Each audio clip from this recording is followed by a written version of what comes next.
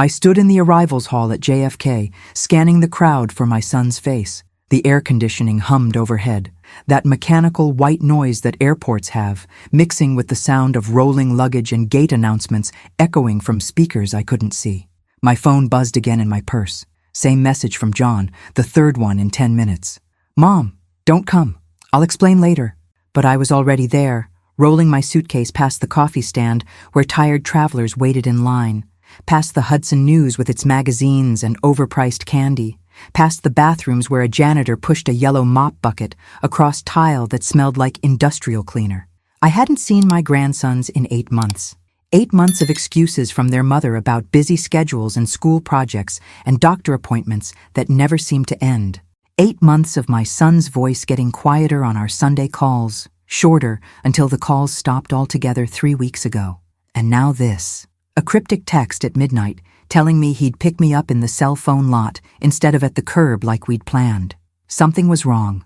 I could feel it in my chest, that tight knot that mothers know, the one that says your child is in trouble and hiding it because he doesn't want you to worry, or because he's ashamed, or because he doesn't know how to say the words out loud. I walked toward the exit doors, my knee aching in my good shoes, the ones I'd worn to my retirement party last year. Navy pumps that pinched my toes but looked professional. The automatic doors slid open, and that's when I saw him through the glass. My son, John, sitting in the driver's seat of an old sedan I didn't recognize, something gray or silver with a dent in the front fender, parked illegally at the curb with the hazards flashing orange in the September dusk. And in the back seat, I could see 2 small faces pressed against the window. My grandsons, Matt and Danny, living in that car. I knew it instantly, the way you know things without being told. The garbage bags visible through the rear window, the blankets piled on the seats, the cooler on the floor. This wasn't a visit. This was survival. If this story has already touched your heart, subscribe now, leave a like, and tell me in the comments what city you're watching from. The sliding doors opened, and the September heat hit my face, that thick, humid New York heat that makes your clothes stick to your skin. John stepped out of the car, moving fast, looking over his shoulder like he expected security to chase him off. A whistle blew somewhere behind me. A traffic cop was already walking toward the car, pointing at the no parking sign. John saw him, and his face went tight with panic. He was thinner than I'd ever seen him. His shirt hung loose on his shoulders, a white button-down that needed ironing, the collar frayed. The smile he gave me didn't reach his eyes. I remember thinking he looked like he had when he was 19 and struggling through his sophomore year at State University. That same exhausted, apologetic look, like he was constantly bracing for bad news. But he was 38 now, a father, a man who used to run a consulting firm with his wife, who used to send me photos of the boys at baseball games and birthday parties in their big house in Westchester County, a 4-bedroom colonial with a maple tree in the front yard and a swing set in the back. I opened my mouth to ask what was happening, but John took my suitcase and loaded it into the trunk before I could speak. His hands shook as he lifted it. The trunk was full. Clothes in garbage bags, the black industrial kind you buy at hardware stores, a box of toys, action figures and Lego sets spilling over the edges, a laptop case, a pair of small sneakers, everything you'd pack if you were running, if you had 20 minutes to grab what mattered and leave everything else behind. The traffic cop was 10 feet away now, reaching for his ticket book. John slammed the trunk and said, "Get in, Mom, please." His voice cracked on the last word. I got in. The passenger seat smelled like fast food and baby wipes and something sour I couldn't identify. Spilled juice, maybe. Or fear. Fear has a smell, I've learned. It smells like sweat and stale coffee and the inside of a car you've been living in for too long. I turned around in my seat. The boys were there, 6 and 8 years old, buckled into booster seats that looked too small for them. The kind with faded cartoon characters that you buy secondhand because you can't afford new ones. They stared at me with wide eyes. Danny, the younger one, was holding a stuffed dinosaur I'd sent him for Christmas, a green T-Rex with button eyes. He'd named it Rex. Original, I'd thought at the time, smiling. Now Rex looked dirty, worn, loved too hard. Matt, the older boy, had his headphones on, the big ones that cancel noise, but I could tell they weren't connected to anything. The cord dangled loose. He just didn't want to hear whatever was happening. He looked out the window, his jaw set in that stubborn way John used to get when he was hurt, but trying not to show it. The back seat was piled with blankets, one of them a quilt I recognized, something John's grandmother had made decades ago. A cooler sat on the floor between the boys' feet, the kind you take camping. This wasn't a visit. This was their home. John pulled into traffic without looking at me, cutting off a taxi whose driver leaned on the horn. The sound was loud enough to make Danny flinch. I could see it in the rear-view mirror, the way his shoulders went up to his ears. John's hands gripped the steering wheel too tight, his knuckles white. I could see a parking ticket stuffed in the cup holder. The orange envelope crumpled like he'd tried to throw it away and given up. I could see the coffee stains on the dashboard and the crack in the windshield that spiderwebbed from the corner. I could see the gas gauge hovering just above empty. I could see the way his jaw worked like he was trying not to cry, grinding his teeth, breathing through his nose. I wanted to demand answers. I wanted to grab his arm and make him pull over and tell me everything right that second. But I could feel the boys watching us from the back seat, and I knew whatever he had to say would break me, and I didn't want them to see me break. So I asked him the only question that mattered, keeping my voice calm, like I was asking about his day. "Where are you staying, honey?" And he told me the truth, his voice flat, empty, nowhere. They'd been sleeping in the car for 3 weeks. The words hung in the air like smoke. 3 weeks. My grandsons had been sleeping in a car for 3 weeks, in September in New York, when the nights got cold and the windows fogged up with their breath. I thought about them waking up in parking lots, using gas station bathrooms, eating whatever John could afford from drive-thrus and convenience stores. I thought about Matt trying to do homework by the dome light. I thought about Danny crying for his mother, for his bed, for the life he used to have. I thought about John lying awake in the front seat, watching for security guards and police, moving from lot to lot every few hours, so no one would notice them, so no one would call child services and take the boys away. I thought about all of this in the space of 3 seconds, and then I made myself breathe and asked my next question. What happened? John's answer came out in pieces, pulled from him like splinters as we drove through Queens toward the expressway. 6 months ago, his wife, my daughter-in-law, a woman named Lauren, whom I'd welcomed into our family with open arms, whom I'd helped plan her wedding to, whom I'd babysat for when the boys were infants, had filed for divorce. That part I knew. John had called me in March, his voice tight, and told me they'd been having problems for a while. Growing apart, he'd said. Different goals. The usual vague language people use when their marriage is ending, and they don't want to admit how bad it really got. I'd asked if they were trying counseling. He'd said Lauren wasn't interested. She'd already made up her mind. She wanted out. I'd offered to come visit, to talk to her, to help somehow. But John had said no. They needed to figure it out themselves. It wouldn't be fair to drag me into their problems. I'd respected that. I'd stepped back. I'd waited for him to reach out when he was ready. That was my first mistake. I should have gone anyway. I should have seen the signs. But I was trying to respect his privacy, trying not be that mother who interferes, trying to let my adult son handle his own life. And while I was respecting his space, his world was falling apart. What I didn't know, what John hadn't told me because he was ashamed, because he didn't want to worry me, because he kept thinking he could fix it, was how fast everything had unraveled after Lauren filed. She'd accused him of financial mismanagement in the divorce petition. She'd claimed he was unstable, that he had anger issues, that he was a danger to the children. None of it was true.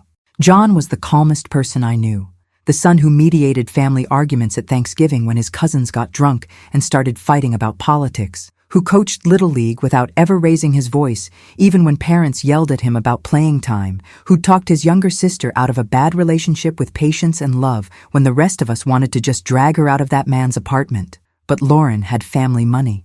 Old money.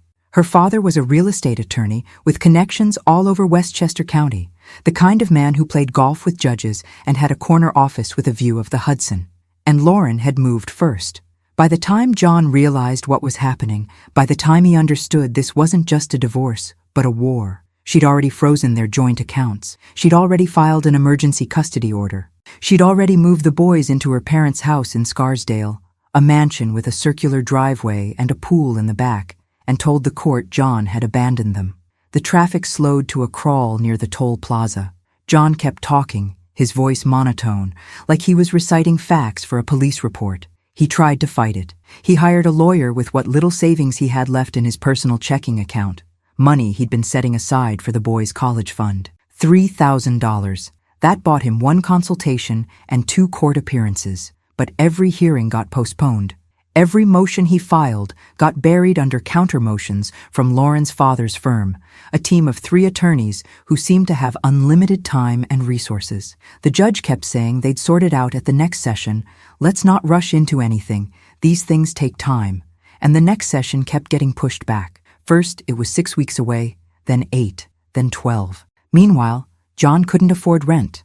The mortgage on their house, her house, technically, because her name was on the deed, because her father had helped with the down payment and insisted his daughter's name be listed first, was in foreclosure because Lauren had stopped paying it. She'd told him to leave, that the house was being sold anyway, that if he stayed, she'd call the police and say he was trespassing.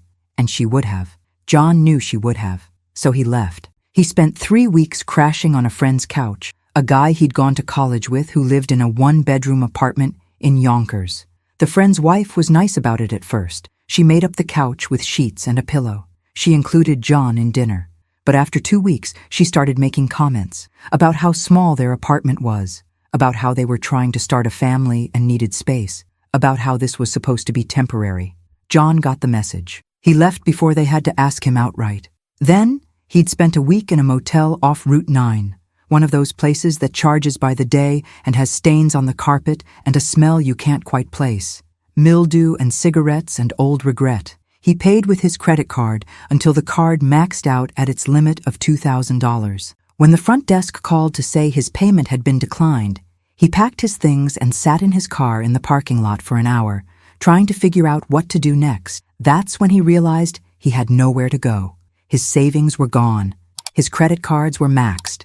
His paychecks from the consulting work he'd been doing, freelance projects, contract jobs, anything he could find, were going straight to his lawyer, who'd started making noises about withdrawing from the case if John couldn't keep paying.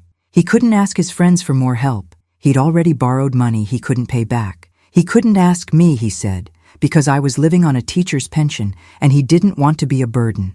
So he'd started sleeping in his car. We were on the expressway now, heading toward the city, the skyline visible in the distance, those familiar towers lit up against the darkening sky.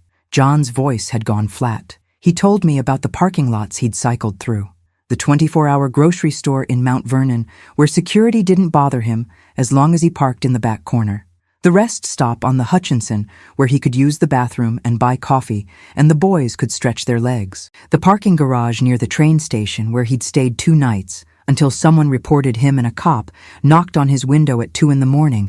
and told him to move along.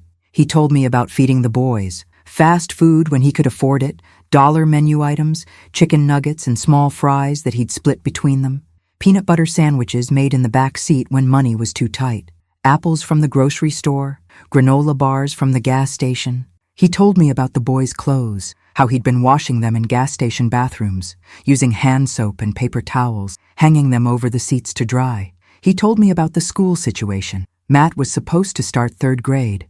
Danny was supposed to start 1st. But they were living with Lauren during the week, going to their expensive private school, coming home to their rooms in their grandparents' house, and then on weekends, they were with John.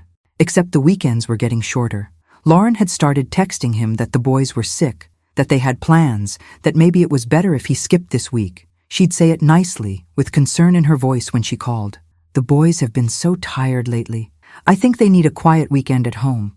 Let's do next week instead. And John would agree because he didn't want to fight, didn't want to upset the boys, didn't want to give Lauren's lawyer more ammunition about him being difficult and unwilling to co-parent. Next week would come, and there would be another excuse, a birthday party they couldn't miss, a family trip to visit relatives, a cold that might be contagious, and slowly, week by week, John was losing them. 2 weeks ago, Lauren had stopped responding to his texts entirely. He'd show up at the agreed pickup time, and no one would answer the door at her parents' house. He'd call, and it would go to voicemail. He'd text, and the messages would sit there, unread, those little check marks never turning blue. That's when he'd decided to take them.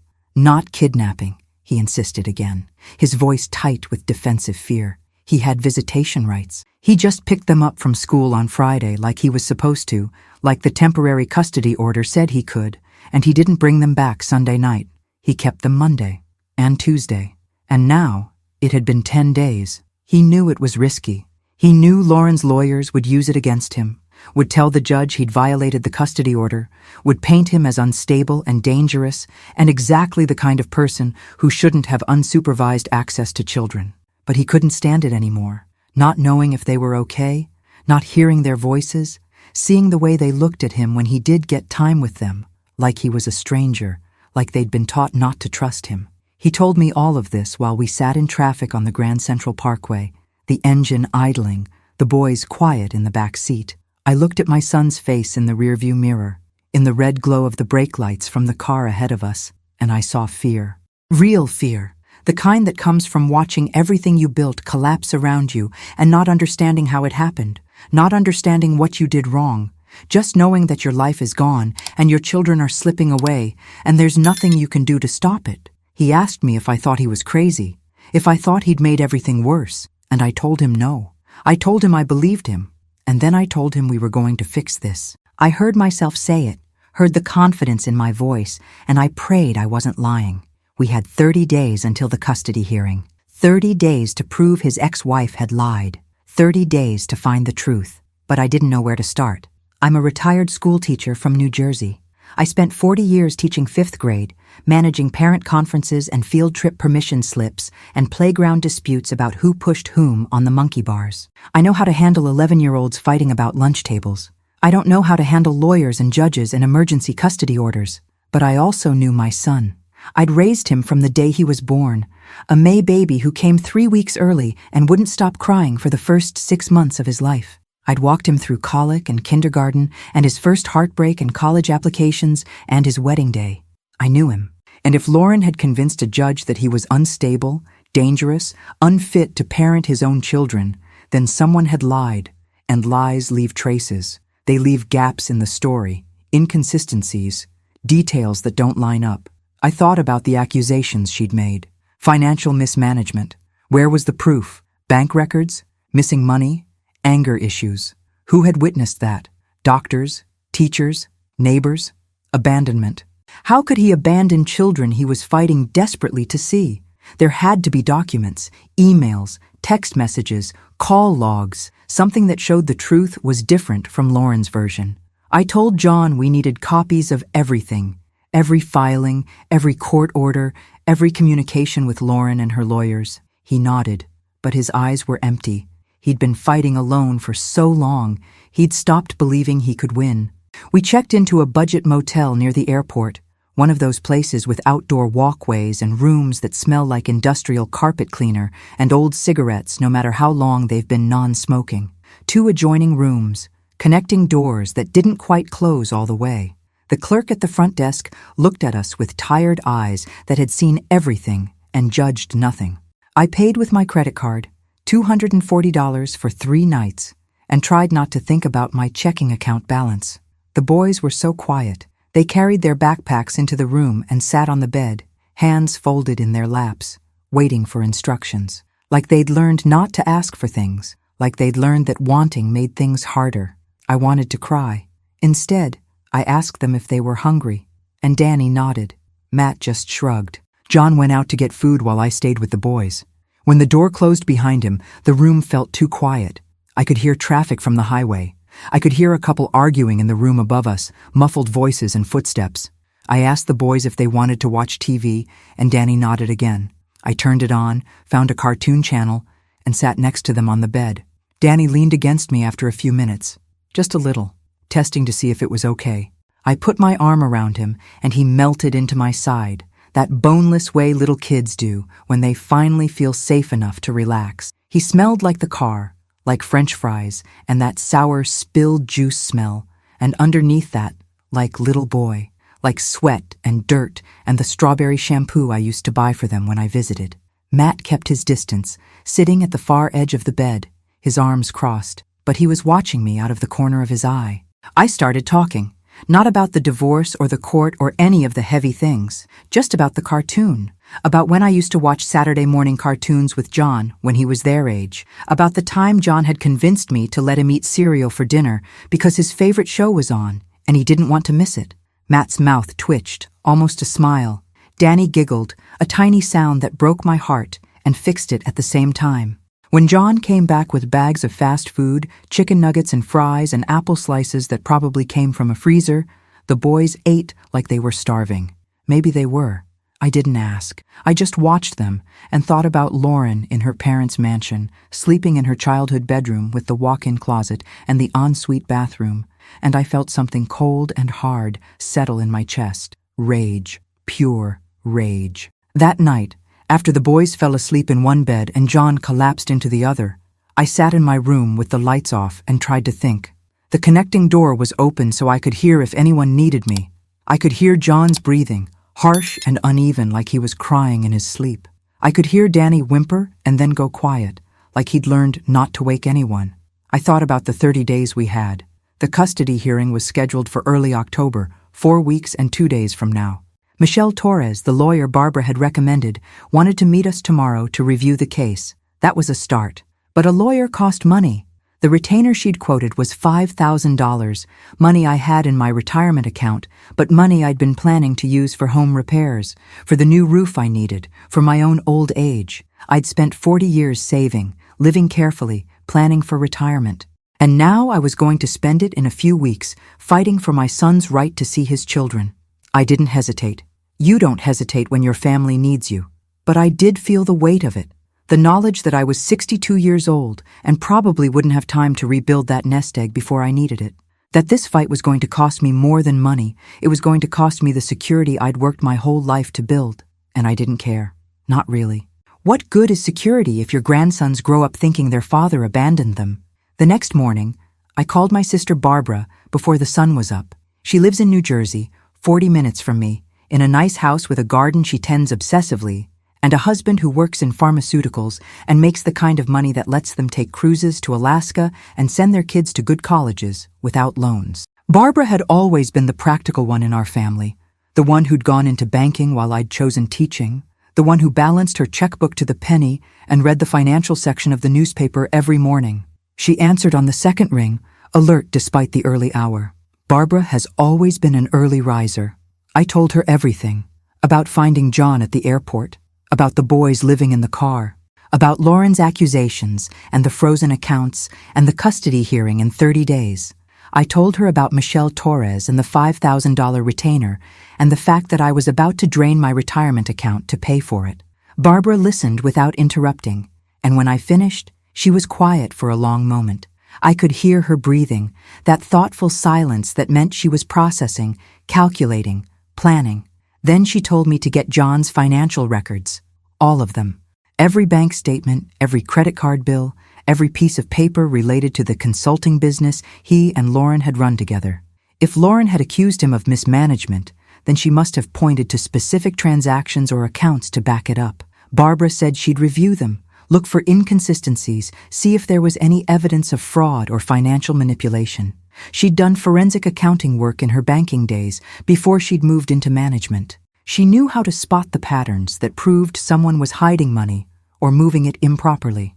Barbara also told me to document everything going forward, every text message, every phone call, every interaction with Lauren or her lawyers. In court, she said, it's not about the truth, it's about what you can prove. And proof requires documentation, screenshots, call logs, witnesses, a paper trail that shows exactly what happened and when.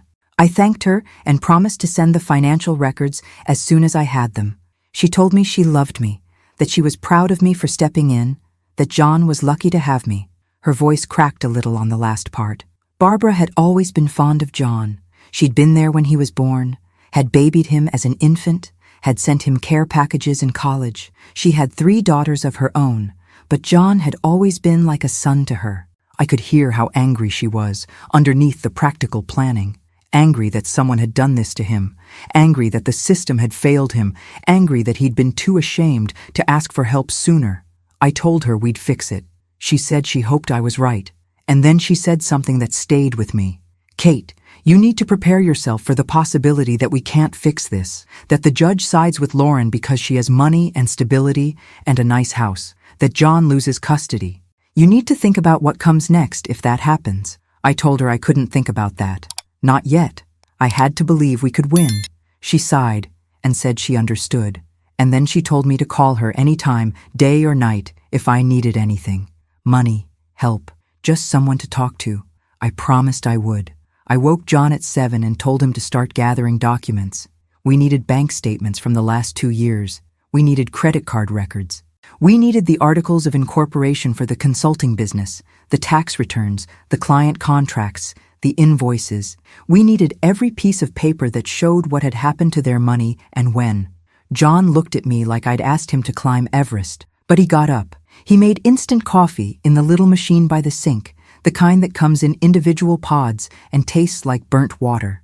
He opened his laptop, a 3-year-old model with a cracked screen and a battery that didn't hold a charge, and started going through old emails. The boys woke up around 8. I took them to the motel lobby for the free breakfast, which consisted of waffle batter you poured into a machine yourself, rubbery scrambled eggs under a heat lamp, and individual boxes of cereal. We sat at a wobbly table near the window and ate while other travelers came and went. A family with 3 kids under 5, chaos and Cheerios and exhausted parents. A businessman in a suit, alone, eating standing up while he scrolled through his phone. A couple in their 70s, holding hands across the table, speaking softly to each other. I watched them all and thought about how everyone in this room had a story, problems and joys and fears they were carrying. And most of them probably looked at my grandsons and saw just 2 normal kids eating waffles. They didn't see the car they'd been living in. They didn't see the custody battle tearing their family apart. That's what I was learning. Suffering is invisible until you're close enough to see it, and most people aren't close enough. By noon, we had a picture, a terrible, clear picture that made my stomach hurt. John's ex-wife Lauren had started moving money 6 months before she filed for divorce.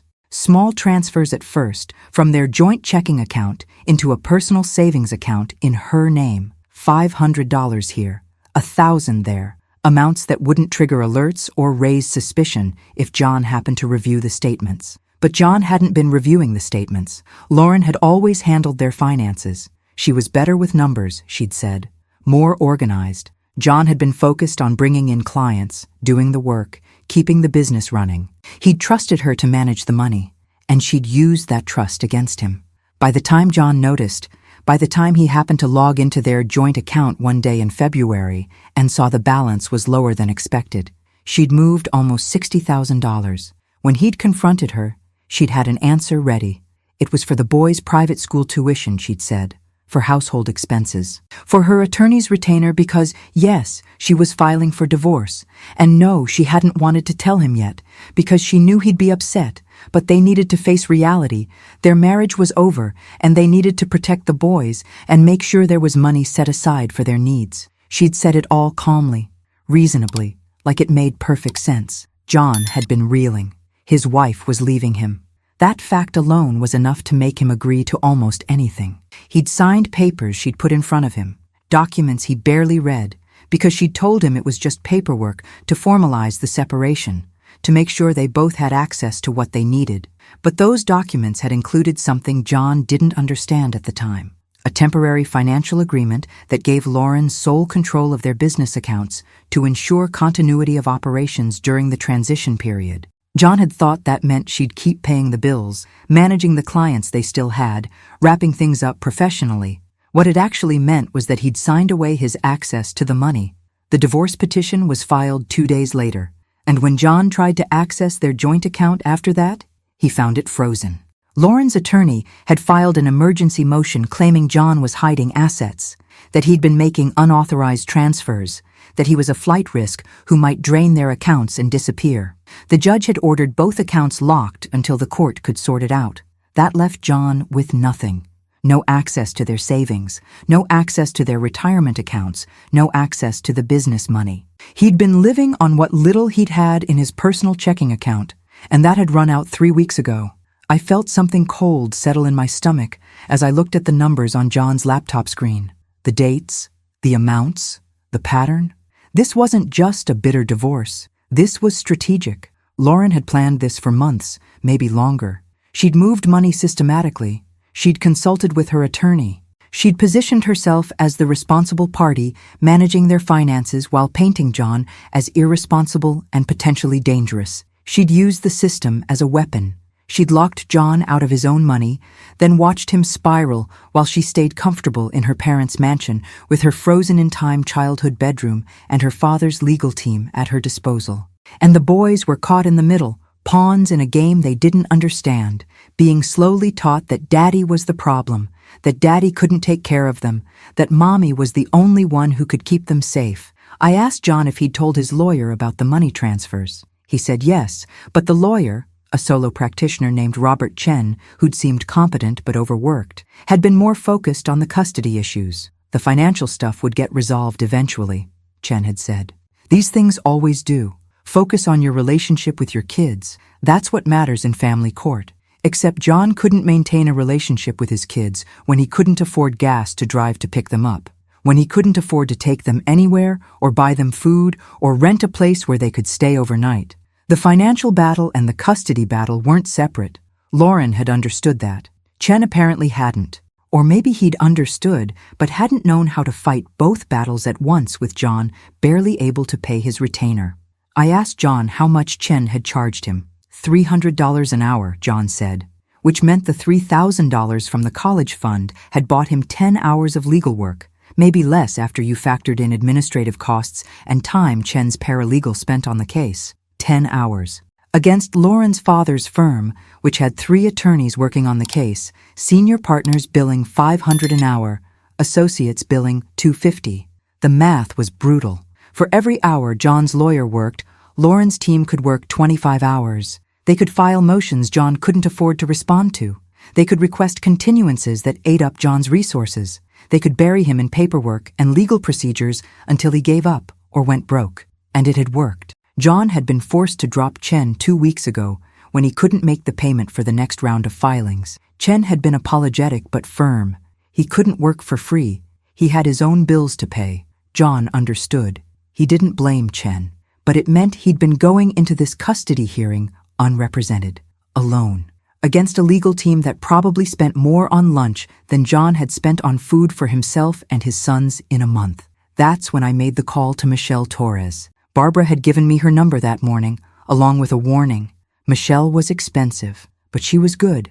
She specialized in father's rights cases, in situations where one parent was using wealth and the legal system to marginalize the other. She'd seen this playbook before. She knew how to fight it.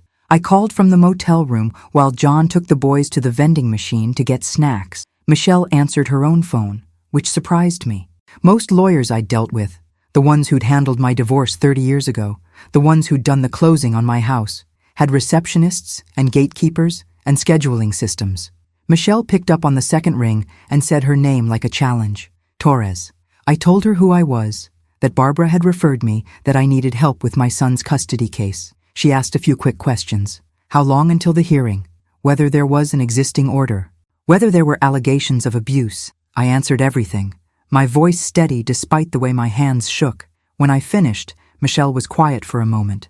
Then she said, I can help you, but you need to know what you're getting into. Cases like this are expensive, time-consuming, emotionally brutal, and we don't always win. Judges have biases. They see a mother in a stable home with family support and a father living in a motel, and they make assumptions. We can fight those assumptions. But I need you to be realistic about the odds. I told her I understood. She said, Good. My retainer is $5,000. That covers the first 20 hours. After that, we bill at $250 an hour. Given the timeline, I'd estimate we're looking at $10,000 to $15,000 total, maybe more if the other side fights hard. Can you afford that? I didn't hesitate. I said yes. She said, Okay, meet me tomorrow at 10. Bring every document you have, and bring your son. I need to hear his story directly. I hung up and sat on the edge of the motel bed, looking at my hands. They were still shaking. I thought about my retirement account, about the money I'd saved, $1 at a time over 40 years, money from birthday gifts I'd put away instead of spending, money from summer jobs teaching test prep courses and tutoring kids in math, money from my pension contributions and the tiny raises I'd gotten every few years. I'd watched that account grow slowly, painfully slowly, from nothing to something approaching security. Not wealth. I'd never be wealthy on a teacher's salary. But security. Enough to retire without fear. Enough to help my kids if they needed it. Enough to know I wouldn't be a burden on anyone when I got old. And now, I was going to spend it in a few weeks. $15,000, Michelle had said. Maybe more. That was a quarter of what I had. A quarter of my security gone. For a fight we might not win. Barbara's words echoed in my head. You need to prepare yourself for the possibility that we can't fix this. But I couldn't think that way. Not yet. I had to believe we could win. Had to believe that truth mattered. That judges could see through lies. That the system worked sometimes. Had to believe it because the alternative was watching my grandsons grow up thinking their father had abandoned them. And I couldn't live with that. The meeting with Michelle Torres was scheduled for 10 the next morning at her office in Manhattan, downtown near the courthouses, one of those older buildings with marble lobbies and elevators that creaked. Michelle's office was on the 7th floor, a modest space with bookshelves full of law books and family photos on the desk. She was younger than I'd expected, maybe 45, with black hair pulled back in a neat bun and sharp eyes that assessed us the moment we walked in. She shook my hand first, then John's, her grip firm. Then she looked at John for a long moment, studying him the way I imagined she'd study him in a courtroom, evaluating how he'd present to a judge. Finally she nodded, like he'd passed some test, and gestured for us to sit. The chairs were comfortable, worn leather that had been sat in by hundreds of desperate parents before us. I wondered how many of them had won, how many had lost, whether Michelle could tell which way a case would go from the first meeting, or whether she always had to fight hoping for the best and bracing for the worst. Michelle started with questions. Not the surface stuff about dates and custody schedules, deeper questions about John and Lauren's relationship before the divorce, about how they'd met, how they'd fallen in love, what their marriage had been like, about the business they'd run together, who did what, who made decisions, about money, not just the recent transfers but the pattern over years, who controlled the accounts, who paid the bills, who decided how much to save and spend, about the boys, who took them to school, who went to parent-teacher conferences, who got up in the night when they were sick, who coached their teams and planned their birthday parties and kissed their scraped knees. John answered everything, his voice getting stronger as he talked. I could see him remembering who he was before all this. Not a man living in his car, a father, a husband, a partner in a successful business, someone who'd built a life and thought it would last. Michelle took notes on a yellow legal pad, her handwriting quick and precise. When John finished, she sat back in her chair and tapped her pen against the pad. Then she said, "Okay, here's what I see. Your ex-wife has been planning this for at least a year, maybe longer. The money transfers started small and got bigger, which is classic financial abuse. She isolated you from your friends and support system by controlling the narrative, telling people you were having problems, that you were struggling, that she was trying to help you. She positioned herself as the stable, reasonable parent while making you look unstable and unreliable. And she used her father's legal connections to move fast, to lock you out before you understood what was happening. This is a textbook case of parental alienation backed by financial warfare. The good news is, I've seen this before and I know how to fight it. The bad news is, judges are skeptical. They hear parental alienation and they think it's a buzzword, an excuse, something angry fathers claim when they lose custody. We have to prove it, not just assert it, prove it with evidence, witnesses, documentation, a pattern that's undeniable. Can you do that? John looked at me. I looked back at him, and then I said, "Yes, we can do that." Michelle smiled, just a little, like she'd been waiting to see if we had fight in us. "Good," she said. "Then let's get to work. We have 29 days. We spent the rest of that day at Michelle's office, going through everything. Every document John had, every text message from Lauren, every email from her lawyers, every court filing. Michelle spread it all out on her conference table, a long wooden surface that had probably seen 1,000 broken families trying to piece their lives back together. She organized everything chronologically, building a timeline on poster board with markers in different colors. Blue for financial events, red for custody developments, green for communication between John and Lauren. By the time we finished, the pattern was undeniable. Lauren had been planning this divorce for at least 18 months, The first consultation with her father's law firm was dated March of last year, a full year before she told John she wanted to separate. The first small money transfer was 2 weeks after that consultation. And the really damning piece, the one that made Michelle's eyes light up with the gleam of a lawyer who just found her smoking gun, was an email. An email from Lauren to her father, dated 6 months ago, that John had found buried in an old folder on their shared cloud storage account that Lauren apparently had forgotten to lock him out of. The email said, "Dad, I need to move faster. John is starting to ask questions about the money. I think we should file next month and request emergency custody immediately. Can your firm handle that? I want to make sure the boys stay with me while this sorts out. I don't want him to have time to mount a defense." Michelle read it 3 times, then looked up at us with something like satisfaction on her face. "This," she said, tapping the printed email, "is premeditation. This is evidence that she was strategically planning to deprive you of custody and financial access. This changes everything. The judge needs to see this. It shows bad faith. It shows she was manipulating the system from the start." John's hands were shaking as he stared at the email, his own wife's words proving she'd been lying to him for months, smiling at him over breakfast while planning to take everything from him. I put my hand on his shoulder and felt how tense he was, every muscle rigid with betrayal and rage and grief. Michelle made copies of everything. She filed a motion that afternoon to enter the email as evidence in the custody hearing.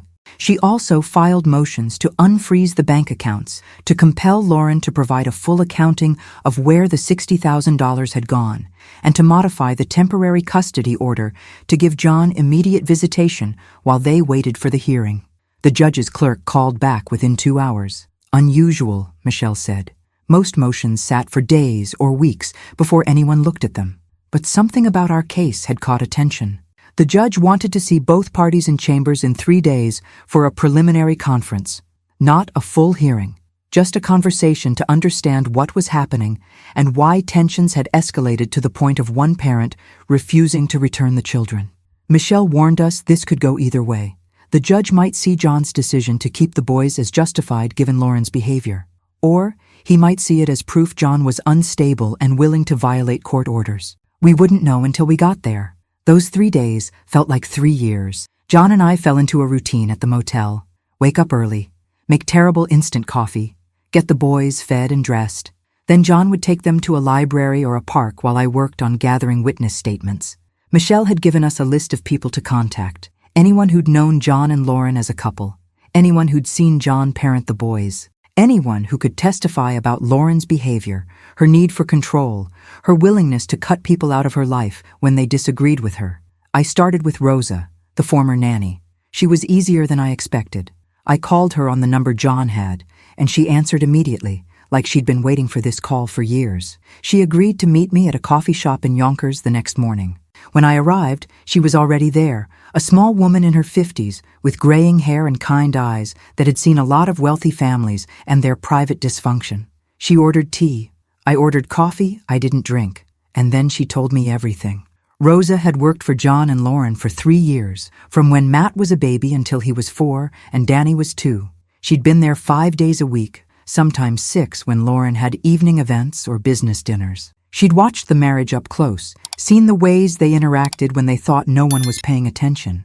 John was patient, Rosa said. He changed diapers and did midnight feedings and got down on the floor to play even when he was exhausted from work. Lauren was different. She loved the boys, Rosa thought, but she loved them as extensions of herself, as proof of her perfect life, the beautiful house, the successful business, the adorable children in matching outfits for holiday photos. When the boys didn't cooperate with that image, when they threw tantrums or refused to smile for pictures or got dirt on their clothes, Lauren got cold, not angry, cold. She'd withdraw, stop talking to them, ignore them until they apologized or fixed whatever they'd done wrong. Rosa had tried to talk to her about it once, gently, suggesting that toddlers couldn't be expected to control their emotions perfectly. Lauren had fired her 3 days later. No explanation. Just a text saying her services were no longer needed and a check for 2 weeks' severance. Rosa had kept quiet about it for years. It wasn't her place to interfere in someone else's family. But when she'd heard about the divorce, through the nanny network, the informal system of childcare workers who knew everything that happened in wealthy households. She'd wondered about those boys, whether they were okay, whether John was fighting for them. And now here I was, asking her to testify, and she said yes without hesitation. She'd seen too many men pushed out of their children's lives by women who had money and lawyers and a system that favored mothers no matter what. She'd testify. She'd tell the truth. I hugged her when we left the coffee shop. This woman I barely knew, who was willing to stand up in court and risk her reputation in a community of wealthy families who might blacklist her for speaking against one of their own. She hugged me back and said, "Those boys need their father. Don't let her take that away from them." The preliminary conference was in White Plains, the same courthouse where the final hearing would be held. A stone building that smelled like floor polish and anxiety, full of people waiting on benches for their cases to be called. Divorces and custody battles and child support hearings, the private wreckage of families put on public display. Michelle met us in the lobby at 8:30, even though our conference wasn't until 10. She wanted to prep John, to run through possible questions the judge might ask, to make sure he didn't say anything that could be used against him. The main rule: be honest but don't volunteer information. Answer what's asked. Don't explain unless asked to explain. Don't show anger. Judges hate anger, especially from fathers. It confirms their worst assumptions. John nodded, taking it in, but I could see the fear in his eyes. We were about to face Lauren for the first time since he'd taken the boys, about to face her father and the legal team that had been systematically destroying him for 6 months, about to ask a judge to believe that the calm, put-together woman with the mansion and the private school tuition was actually the one manipulating the system. Lauren arrived at 9:45 with her father and 2 attorneys, all of them in dark suits that probably cost more than my car. She looked good, rested. Her hair was professionally styled, her makeup perfect, her posture straight and confident. She didn't look at John, didn't acknowledge us at all, just walked past with her entourage and disappeared into a conference room to wait. I felt my hands curl into fists. This woman had taken everything from my son: his money, his home, his children, his dignity. And she looked like she was here for a routine business meeting. John's face had gone pale. He stared at the door she'd gone through, and I knew he was remembering the woman he'd married, the woman he'd loved, trying to reconcile that memory with the stranger who just walked past him like he was invisible. Michelle touched his arm. "Don't react," she said quietly. "That's what they want. They want you emotional. Stay calm. Stay focused." John nodded, and I watched him pull himself together, the same way he used to before big presentations when he was running the consulting business, putting on the professional mask that hid everything he was feeling underneath. The judge's chambers were smaller than I'd expected. Wood-paneled walls, shelves full of legal books, a desk covered in files. Judge Patricia Morrison was in her 60s, with gray hair and reading glasses on a chain around her neck. She gestured for everyone to sit, and suddenly, the room was very crowded. John and Michelle on one side of a conference table, Lauren and her 3 lawyers on the other, the judge at the head. No court reporter. This wasn't an official hearing, Michelle had explained, just a conversation. But everything said here could influence what happened at the real hearing. Judge Morrison looked at the file in front of her, then looked up at John. "Mr. Patterson," she said, her voice neutral. "You currently have physical custody of your minor children in violation of a temporary order that gives primary custody to their mother. Can you explain why?" John took a breath. Then he answered, his voice steady despite the tremor I could hear underneath. "Your Honor, I took my sons because I was being systematically denied access to them.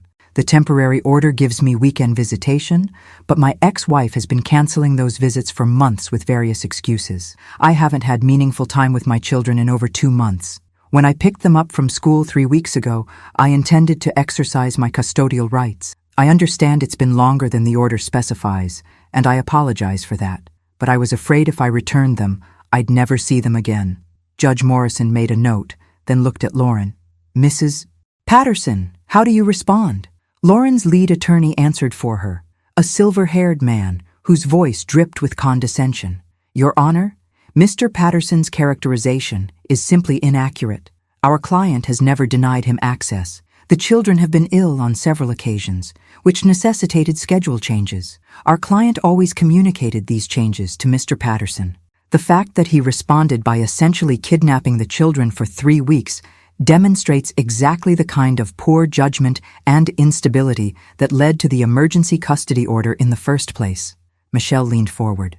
Your Honor, we have documentation showing a pattern of canceled visits, often with less than an hour's notice. We also have evidence that Mrs. Patterson has been planning this custody strategy for over a year, including an email where she explicitly states her intention to prevent Mr. Patterson from mounting a defense.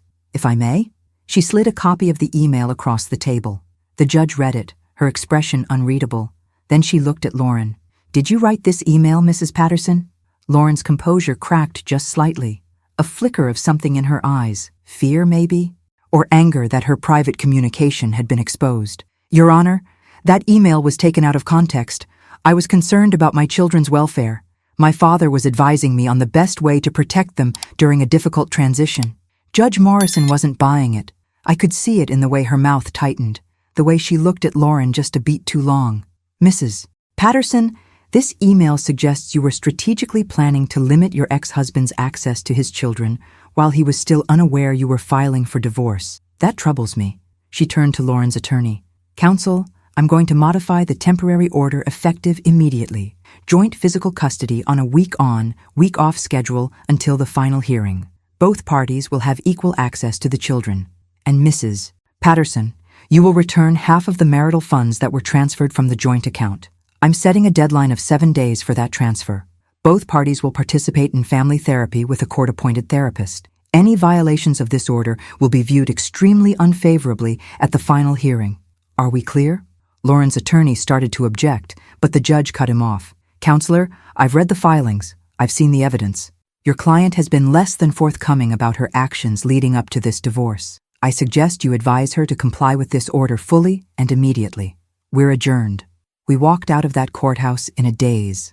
John couldn't speak. He just stood on the steps in the October sunshine, breathing like he'd been underwater and had finally surfaced. Michelle was smiling, actually smiling, a rare expression on her normally serious face. That, she said, was about as good an outcome as we could have hoped for. Judge Morrison saw through their act. She doesn't trust Lauren. That's huge going into the final hearing. And the modified custody order gives you real time with your boys.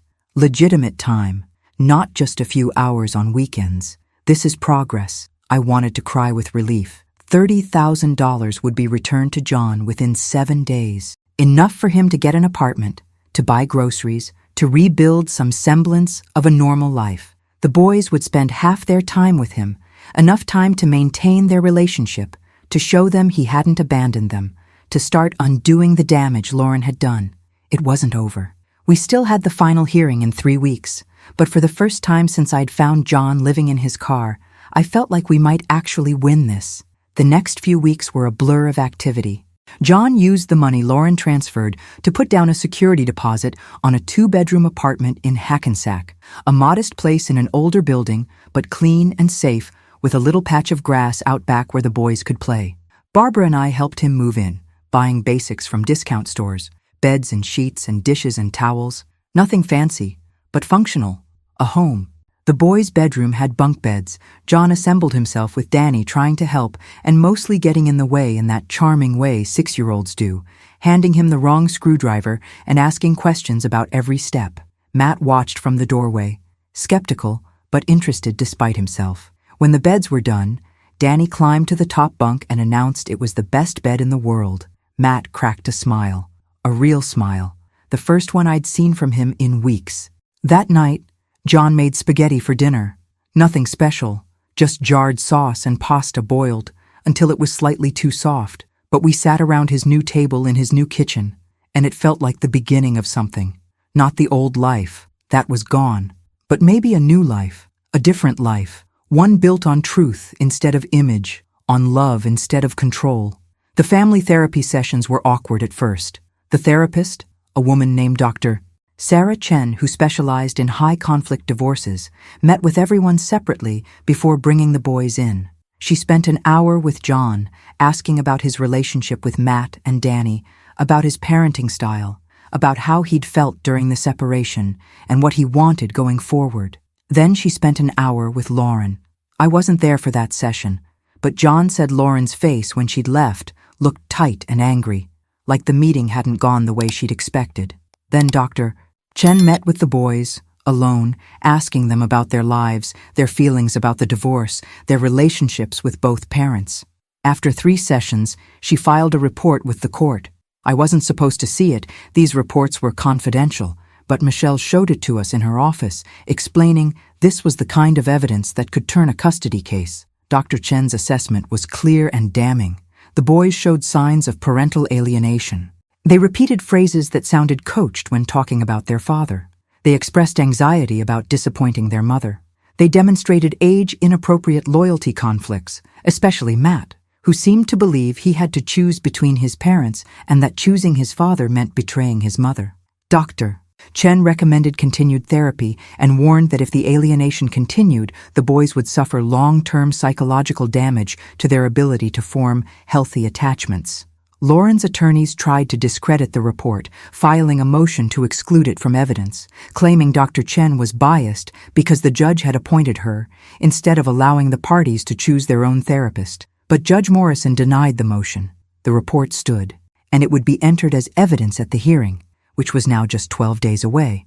Michelle was preparing her case like a general planning a battle. She had witness lists and exhibit lists and examination questions written out on legal pads. She rehearsed John's testimony, asking him practice questions and critiquing his answers. Don't say you were upset when Lauren froze the accounts. Say you were concerned about providing for your children. Don't say she lied to you. Say her statements were inconsistent with the documentary evidence. The judge needs to see you as measured and thoughtful, not angry or vindictive. John practiced until the language became natural, until he could talk about the worst moments of his life in calm, clinical terms that wouldn't make the judge uncomfortable. I watched him transform from the broken man I'd found at JFK into someone stronger, not unbroken. The cracks were still there, but he'd learned to hold himself together despite them. We gathered more witnesses. The boys' pediatrician, Dr. Alan Levine, agreed to testify about John's involvement in their medical care. He pulled records showing John had brought Matt and Danny to 70% of their appointments over the past 5 years. He had notes from conversations where John had asked detailed questions about developmental milestones, vaccines, dietary recommendations. He had John's cell phone listed as the primary emergency contact. This was a father who was present, engaged, informed, not someone who'd abandoned his children or posed any danger to them. We also got a statement from Matt's 3rd-grade teacher, Mrs. Ramirez, who remembered John volunteering in the classroom, helping with reading groups, chaperoning the field trip to the Science Museum.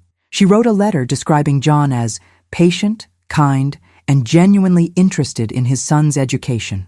The baseball coach, a volunteer named Tom Wu, whose own son played on Matt's team, wrote about John's 2 years coaching, never missing a practice or game, always encouraging every kid on the team, not just his own. The picture these statements painted was undeniable. This was not an absent father. This was not an unstable or dangerous man. This was someone who'd built his life around his children until his wife decided to tear that life apart. The night before the hearing, I couldn't sleep again. I kept thinking about everything that could go wrong. Maybe the judge would decide Lauren's stability and money outweighed all our evidence. Maybe she'd decide the boys were better off in one home instead of splitting time between parents. Maybe she'd see John's decision to keep the boys for 3 weeks as proof he couldn't follow rules, couldn't respect authority, couldn't be trusted with shared custody. Michelle had warned us Judge Morrison was unpredictable. She followed the law, but she also had strong opinions about what children needed, and sometimes those opinions led her to make decisions that looked biased on paper. She favored mothers more often than fathers, statistically. She valued stability over disruption. She tended to maintain existing custody arrangements unless there was compelling evidence they were harmful. All of that worked against us. But Michelle also said, Judge Morrison hated being manipulated, and the evidence we had, the email, the financial records, the timeline of Lauren's planning, showed clear manipulation. So maybe we had a chance. The hearing started at 9 in the morning in a courtroom that was bigger than the judge's chambers, but still small, intimate, wood-paneled and fluorescent lit, with a handful of spectators in the gallery, other lawyers waiting for their cases, a law student observing for a class, no journalists. Family court is usually closed to protect the children's privacy, but Judge Morrison had a policy of allowing observers in custody hearings as long as names weren't published. She believed transparency kept everyone honest. Lauren sat on one side with her 3 attorneys and her father, who wasn't officially part of the case, but whose presence sent a clear message: we have resources, we have connections, we're not going to lose. John sat on our side with just Michelle and me.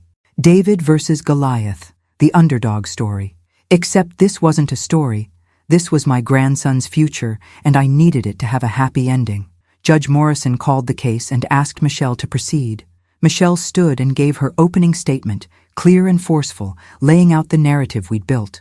A father who'd been a full partner in raising his children, suddenly and systematically excluded by a mother who valued control over co-parenting. Evidence of financial manipulation. Evidence of parental alienation. Evidence that Lauren's emergency custody motion had been based on false allegations designed to prevent John from mounting a defense. Michelle's voice was steady, unemotional, letting the facts speak for themselves. Then Lauren's lead attorney gave his opening. He painted a different picture. A mother trying to protect her children from a father who'd become unstable after their business failed. A father with no steady income, no permanent housing, who'd violated a custody order by taking the children and keeping them for weeks. A mother who'd moved money not to hide it, but to protect it, to make sure the children's needs were met while the divorce was pending. 2 versions of the same facts. Incompatible realities, and one judge to decide which version was true. Michelle called John to the stand first. He was nervous. I could see it in the way his hands gripped the arms of the witness chair, but his voice was steady as he answered her questions. She walked him through his relationship with the boys, the bedtime routines he'd maintained since they were infants, the weekend traditions, pancakes on Saturday mornings, and library visits on Sunday afternoons, the homework help, and the baseball practices, and the scraped knees he'd bandaged, and the nightmares he'd comforted. Then she walked him through the divorce, Lauren's sudden announcement that she wanted to separate, his confusion and grief, his attempts to make it work, to suggest counseling, to understand what had gone wrong, Lauren's refusal to engage, the papers she'd asked him to sign, financial documents he'd trusted her to explain correctly, the discovery that their accounts were frozen, the emergency custody motion he'd learned about only when a process server showed up at his friend's apartment, the systematic denial of his visitation, the 3 weeks he'd spent living in his car because he'd spent every dollar fighting to see his children, the decision to keep the boys when he finally got them, not to hurt Lauren, but because he was terrified of losing them completely. John's voice cracked on the last part, and I saw Judge Morrison watching him carefully, evaluating whether his emotion was genuine or performative. Then Lauren's attorney cross-examined him. He was brutal. "Mr. Patterson, isn't it true that your business failed because of your poor financial decisions?" John: "No, we closed the business by mutual agreement. But you were the one managing client relationships, correct? And you lost several major clients in the months before the closure?" "We lost clients because the economy was difficult. It wasn't due to my management."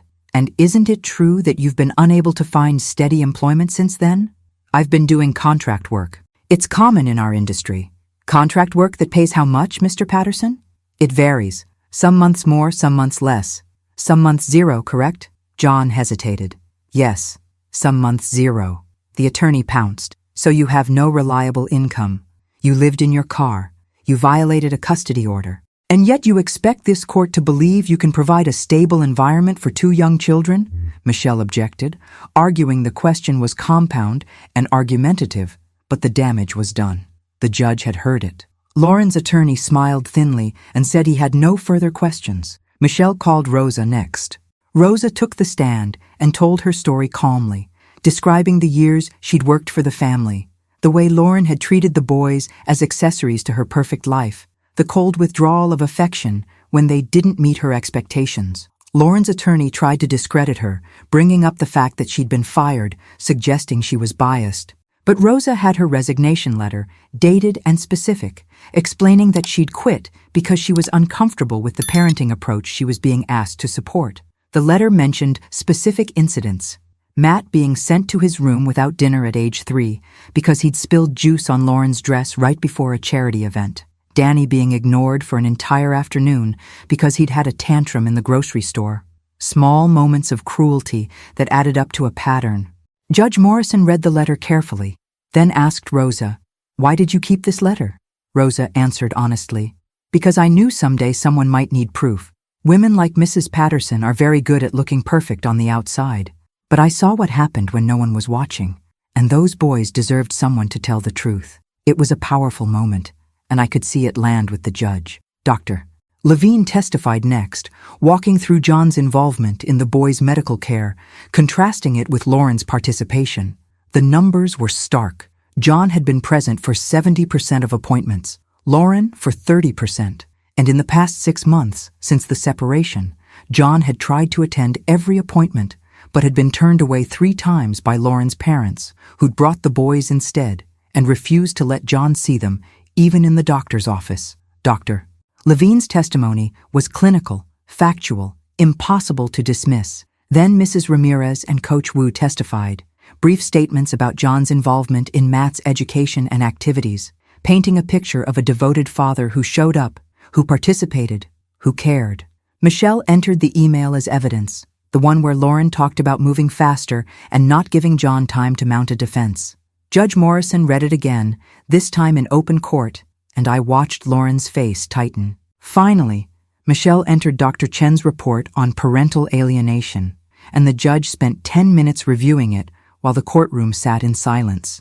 When she looked up, her expression had shifted. She looked tired, disappointed maybe, in what this case had revealed about 2 people who'd once loved each other enough to build a life together.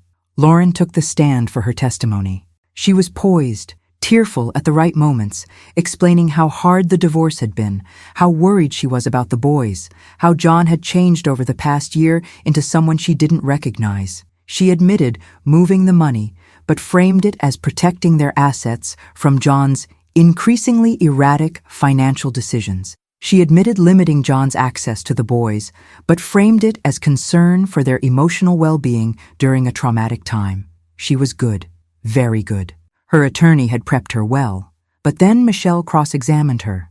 "Mrs. Patterson, you testified that you were concerned about Mr. Patterson's erratic behavior. Can you give specific examples?" Lauren hesitated, then offered vague generalities. "He seemed angry, withdrawn.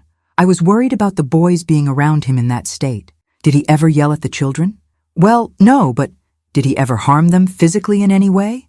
"No, but did he ever threaten you or the children?" "Not explicitly, but his behavior made me nervous." "What behavior specifically?"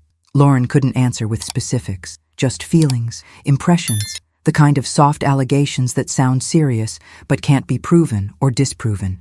Michelle pressed harder. "Mrs. Patterson, this email you wrote to your father. You wrote it 6 months before you told Mr. Patterson you wanted a divorce. You were already planning your legal strategy while still living with him, correct?" "I was seeking advice on how to prevent him from mounting a defense. Those were your words. I was trying to protect my children. By cutting their father out of their lives, by ensuring stability during a difficult transition. A transition you engineered entirely on your own, without his knowledge, while taking $60,000 from your joint accounts." Lauren's composure finally cracked. "That was our money. Money I earned." Michelle pounced. "Actually, Mrs. Patterson, according to the financial records, 70% of the business revenue came from clients Mr. Patterson brought in and managed, so it was his money too. Money you took without his permission to fund a legal strategy designed to destroy him. Isn't that the truth?" Lauren's attorney objected loudly. Judge Morrison sustained the objection, but Michelle had made her point. The judge had seen Lauren lose control, seen her reveal the cold calculation underneath the concerned mother performance. Michelle said she had no further questions and sat down. Lauren's attorney tried to rehabilitate her on redirect, but the damage was done. When Lauren stepped down from the witness stand, she looked shaken. Her father leaned over and whispered something to her, probably telling her to stay calm, but I could see her hands trembling as she sat back down.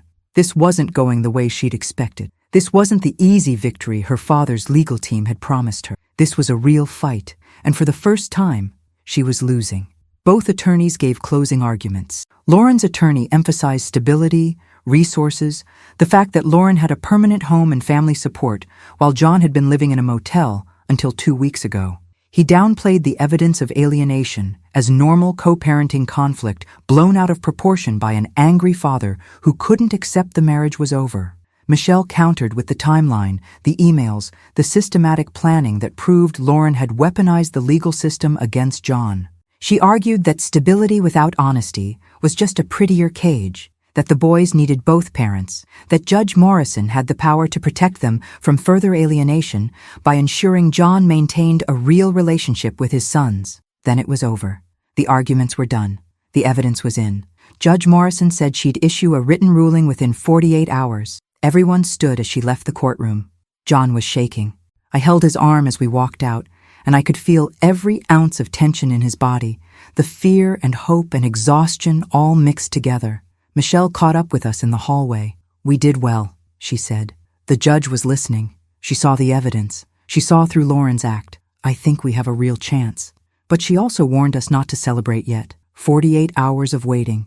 2 days of not knowing. 2 days of the future hanging in balance. The call came on the second day, late afternoon. Michelle's voice on the phone, and I couldn't read her tone. Professional, careful. She said we needed to come to her office to review the ruling. She wouldn't tell us the outcome over the phone.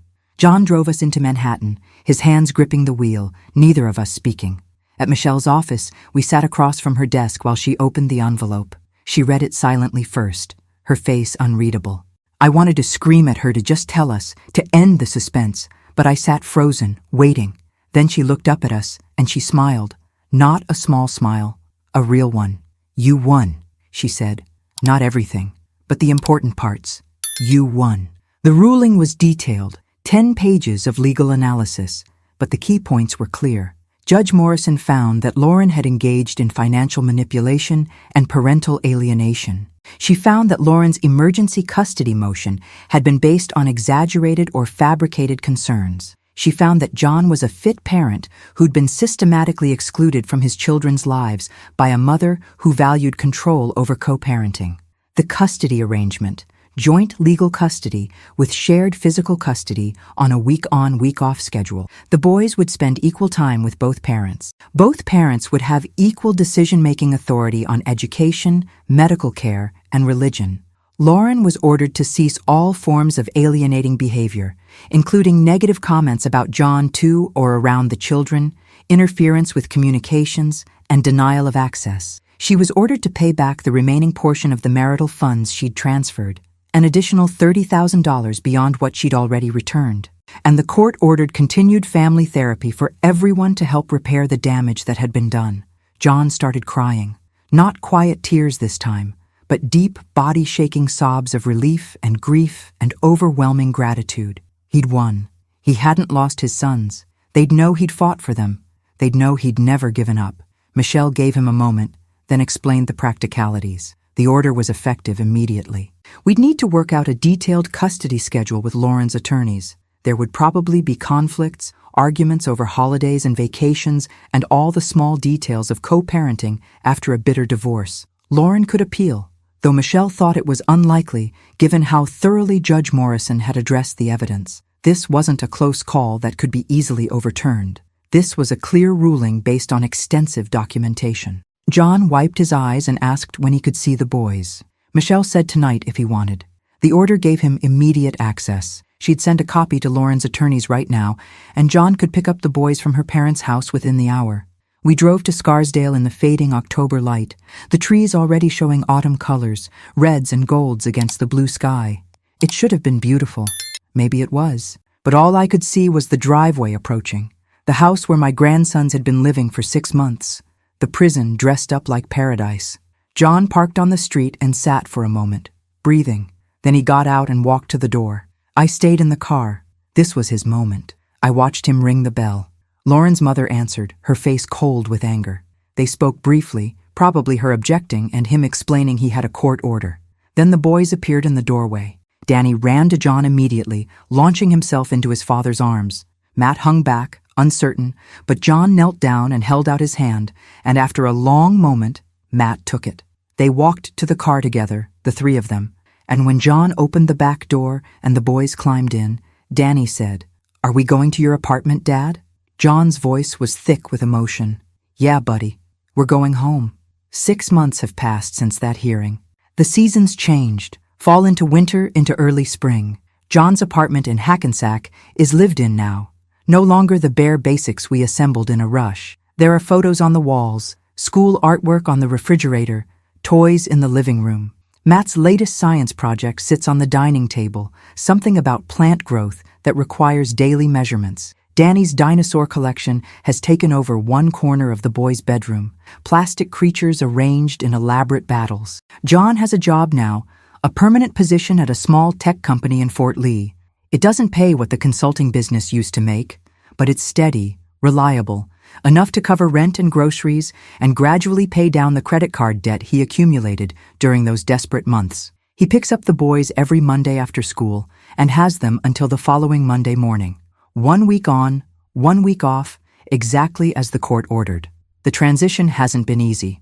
Matt still has moments when he shuts down emotionally, when he retreats into himself and won't talk about what he's feeling.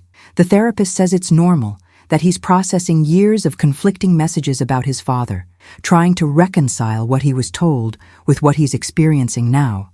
But he's getting better. He laughs more. He argues with John about homework and bedtime, normal kid-parent conflicts that feel like progress because they mean he's comfortable enough to push boundaries. Danny has nightmares sometimes, wakes up crying and saying he dreamed they were back in the car, back in the parking lots, back in that time when everything was uncertain.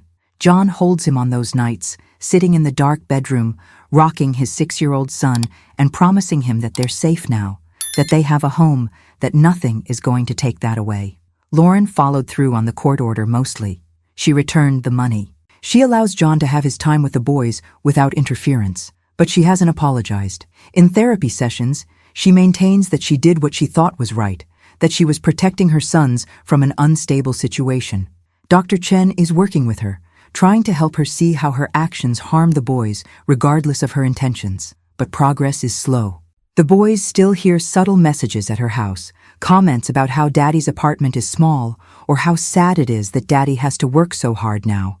Not overt alienation, nothing that would violate the court order, but undercurrents that tell the boys their father is less than, is struggling, is the parent who lost. Dr. Chen addresses it in family sessions, pointing out how these comments create loyalty conflicts for the children. But old patterns die hard. Lauren's need for control, her need to win, runs deep.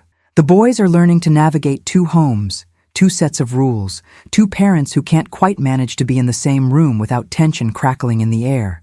It's not ideal.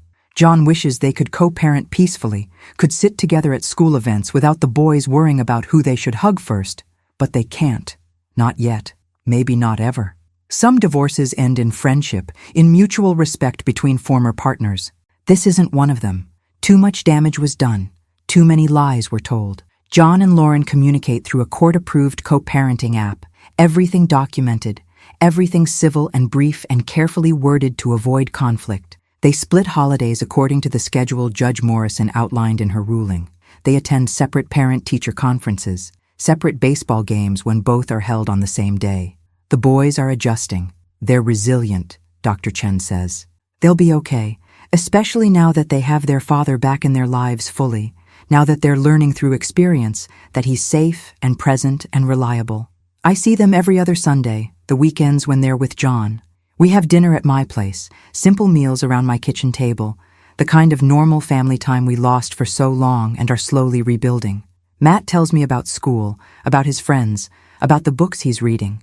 Danny shows me his latest drawings, detailed pictures of dinosaurs in improbable scenarios, fighting dragons or flying spaceships.